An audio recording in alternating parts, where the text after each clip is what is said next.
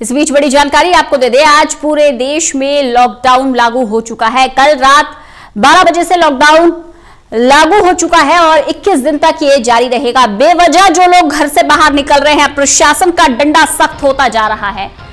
प्रधानमंत्री नरेंद्र मोदी ने बेवजह घर से बाहर निकलने वालों पर सख्ती से निपटने के आदेश दिए हैं। राशन की दुकान, पेट्रोल पंप, ये तमाम जरूरी सेवाएं खुले रहेंगे। पूरे देश में 21 दिन का लॉकडाउन।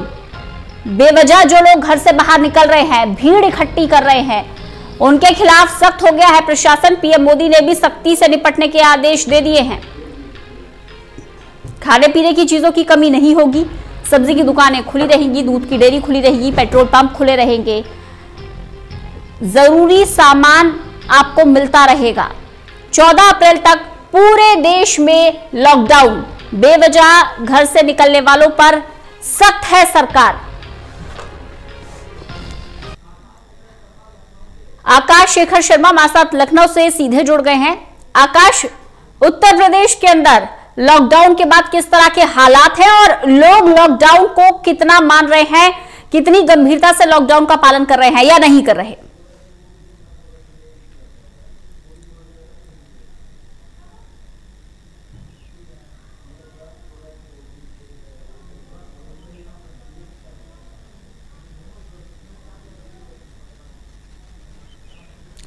आकाश, मेरी आवाज आपको मिल रही है? जी आकाश, लॉकडाउन के बाद उत्तर प्रदेश में क्या हालात है? लोग लॉकडाउन को कितना फॉलो कर रहे हैं, कर भी रहे हैं या नहीं कर रहे? किस तरह के हालात हैं? देखिए, मैं बताना चाहूंगा कि जिस तरीके से कल प्रधानमंत्री ने जो है 21 दिन के लॉकडाउन की जो बात कही है, उसके बाद से ही पूरे शहर में खासतौर पे जो है राशन पानी की दुकान पे और मेडिकल स्टोर्स पे सबसे ज्यादा भीड़ दिखने लगी। रात 12 बजे तक फलों की दुकानों पे भीड़ रही है और आदमी के दिमाग शायद उनको कुछ नहीं मिलेगा। लेकिन जिस समय सवेरे हेडलाइंस पढ़ी गई, न्यूज़पेपर्स पढ़े, चैनलों को देखा गया, न्यूज चैनलों को देखा गया, उसके बाद पब्लिक को यह पता चला कि उनको सामान घर तक पहुंचाया भी जाएगा। खासतौर जो प्रदेश सरकार ने, कल मुख्यमंत्री उत्तर प्रदेश ने, जो योगी जी ने खुद कहा था।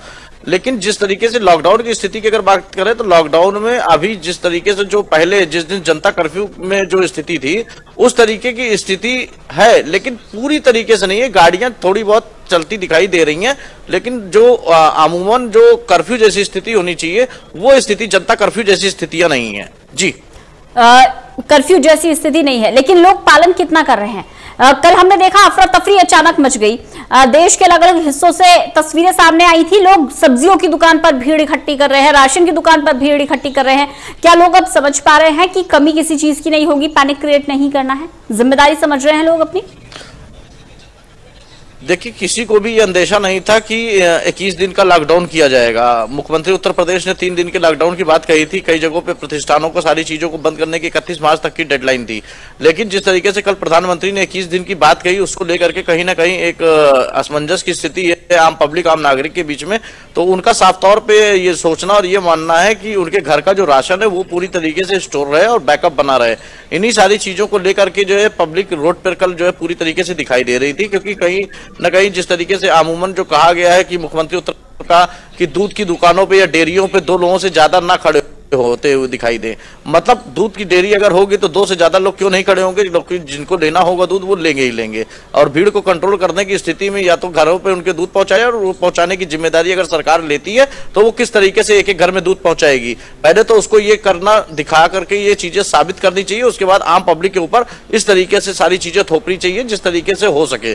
मतलब साफ है कि पब्लिक भी ये चाहती है कि अगर सरकार इन चीजों का वायदा कर रही है तो वायदा भी पूरी तरीके से घर तक दिखाई दे। जो सब्जी जो है कहीं ना कहीं 20 रुपए किलो बिक रही थी, वो 40 रुपए किलो है आज के दाम पे। और क्या ये सरकार को दिखाई नहीं दे रहा? हर मोहल्ले, हर गली में जो ठेले निकल रहे हैं महंगी सब्जियां बेच रहे हैं, तो इन पर कौन अंकुश लगाएगा? और जहां से ये बड़ी जानकारी आकाश आप दे रहे हैं, यानी कि कुछ मौका परस्त लोग ऐसे भी हैं जो अब इसे एक अपॉर्चुनिटी की तरह ले रहे हैं, जो सोच रहे हैं कि ये मौका आ गया है मुनाफा कमाने का, जो सोच रहे हैं ये व्यापार को बढ़ाने का मौका है, दोगुने दाम में सब्जियां बेचकर ज्यादा पैसे कमाने का मौका है। ऐसे लोगों पर अंकुश लगाने के लिए क्या गाइडलाइन जारी की गई है? देखिए, जहां तक गाइडलाइन की बात की जाए तो पूरी टीमें बनाई गई, लेकिन वो टीमें कहां क्या कर रही हैं इसका कोई अंदाजा नहीं लग पा रहा, और ना ही उनकी तरफ से कोई रिपोर्ट आ रही है कि उन्होंने अब तक कितने जमाखोरों को पकड़ा है या कितनी जो है महंगे बेचने वाले सामानों के, जो खास तौर पे अगर बात करें कि महंगे सामान जो बेच रहे हैं उनके खिलाफ क्या कार्रवाई की है। अब डेली शाम को ब्रीफिंग होगी 4:30 बजे, और उसमें ये चीजें बताई जाएंगी कि प्रदेश में कितनी गाड़ियों के चलान,